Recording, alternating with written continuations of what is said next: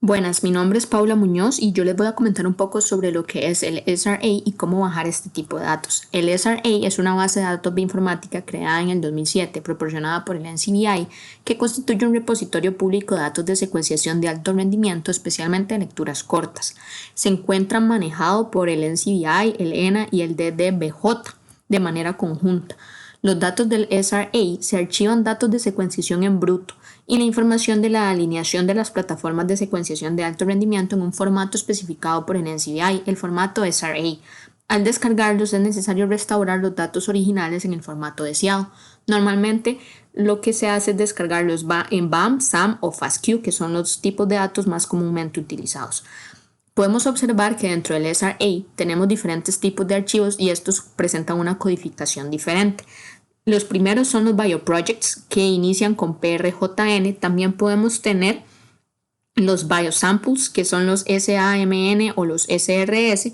También los experimentos SRA que son los SRX y finalmente la ejecución SRA que son los SRR o RR, que es un manifiesto de archivos de datos vinculados a un experimento en específico.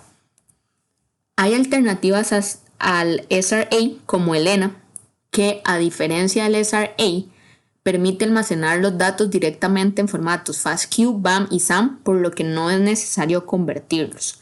Como el SRA sí requiere de una conversión de datos, el SRA Toolkit es un paquete informático que cuenta con una serie de herramientas que permiten descargar, ver y buscar un gran volumen de datos de secuenciación de alto rendimiento de la base de datos del SRA de manera más eficiente. El SRA Toolkit cuenta con una serie de herramientas, sin embargo nosotros nos vamos a enfocar en el FASTQ-DUMP y el SAM-DUMP, que son los más relevantes probablemente. Ahora bien, ¿cómo descargar datos concatenados? Esto es cuando se genera un único archivo con los datos forward y reverse. Entonces, si conocemos el nombre del SRR que queremos descargar, podemos utilizar el siguiente comando, FASTQ-DUMP y el nombre del archivo. Esto nos va a generar un documento con el nombre del archivo .fasq.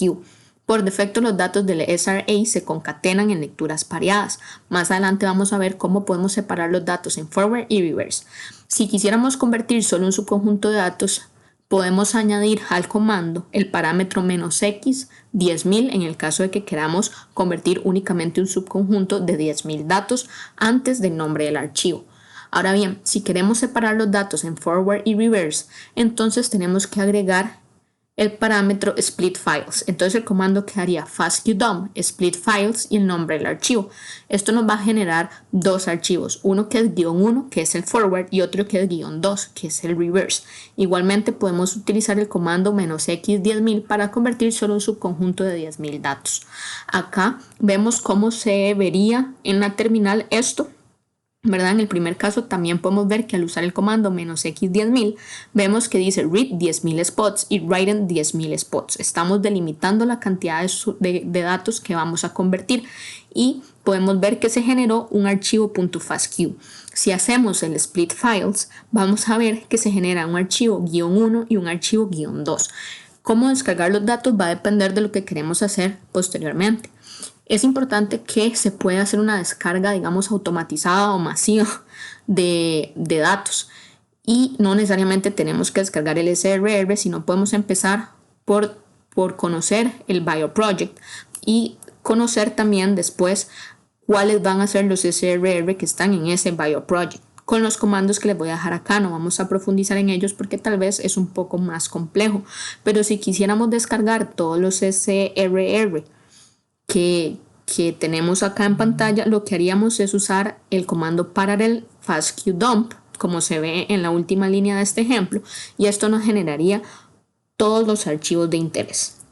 Ahora bien, antes se podían descargar archivos del SRA desde un servidor, sin embargo, ya no es posible, pues el servicio se deshabilitó el 1 de diciembre del 2019 y desde entonces se incentiva a utilizar el SRA Toolkit para realizar las descargas.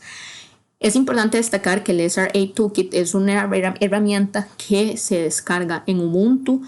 Para quienes no tienen una partición en la computadora, se puede descargar también en un emulador. En el siguiente código QR les dejo el link para una guía de descarga e instalación del SRA Toolkit y acá las referencias por si quieren ahondar en alguno de los temas